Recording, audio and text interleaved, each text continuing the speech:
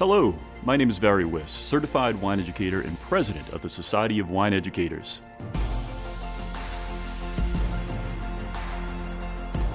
What is wine? Wine has been around for a really long time, since about 5000 BC. Why do you think it's been around for so long? Wine is easy to make. It's simply yeast eating the natural fermentable sugars in grape juice. The main product of this sweet feast is alcohol. Now, why do you think we choose grapes for this noble task? Any fruit juice with fermentable sugars can make wine.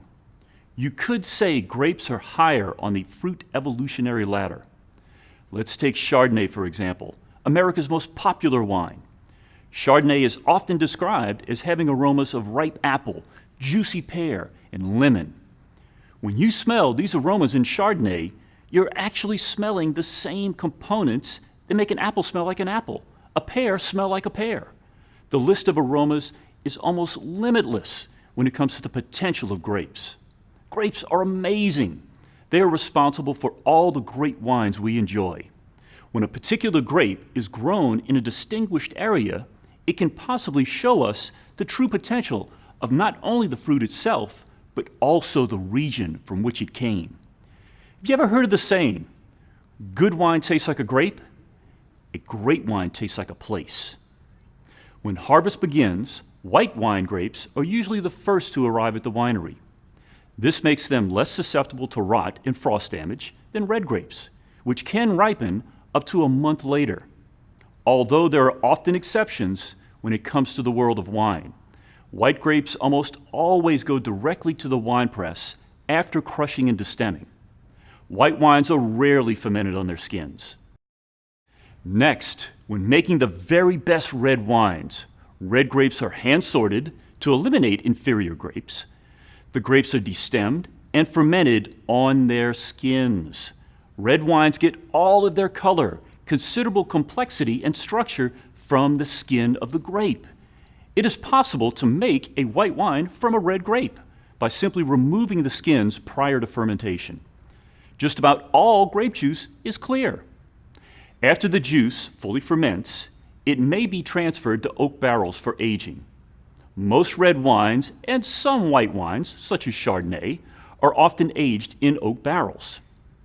When most people think of wine, they think of wine barrels. Ironically, only about 10% of the wines in the world are actually aged in oak barrels. Think of oak barrels like a giant spice rack in a chef's kitchen. As spices add flavors to food, oak barrels add flavors to wine. But most wines are not complemented with the flavors of oak barrels. Most wines are the pure expression of the grape variety, and these can become some of the most fascinating wines in the world.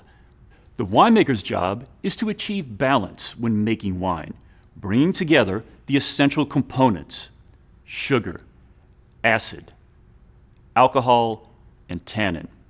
Tannin, the drying sensation which comes from the skins, stems, and oak barrels. Wines can be classified in varying levels of sweetness. They can range from a dry Chardonnay, Sauvignon Blanc, or Cabernet Sauvignon, to an off-dry wine like White Zinfandel, or Rieslings, or even Chenin Blanc. Building to even higher sugar levels in sweet, lush wines such as Moscato and Port. Wines with abundant fruit character may appear sweet when they are actually dry. Depending on a winemaker's preference, the degree of sweetness may vary in a particular wine. Critical to wine is the component of acid. Most importantly, it brings structure and focus to wine. Wine too low in acid would lack that refreshing, flavor-enhancing quality and would be described as flabby or dull. Acidity is a preservative of flavor and color. It protects against bacteria and premature aging. Overall, white wines usually have higher acid levels than red wine. As we mentioned, tannin is the dry or astringent mouthfeel. It comes from the grape skins, seeds, stems, and oak barrels. Tannin in full-bodied red wines, such as Cabernet Sauvignon, Zinfandel, give form and backbone and act as a natural preservative. The impressive trio of sugar, Acid and tannin allow wine the ability to age and endure, and possibly improve with the passage of time. Let us not forget alcohol, which is the body-building component in wine. Warmth being the key sensation, alcohol is what lifts those aromas out of the wine glass. When wine is in balance, the alcohol is beautifully integrated into the overall impression of the wine. After learning about these key components, it often comes as a surprise to learn that wine is 85 to 95% water. The pleasure of wine. There are many to discover and enjoy. So grab a glass of wine and let's review.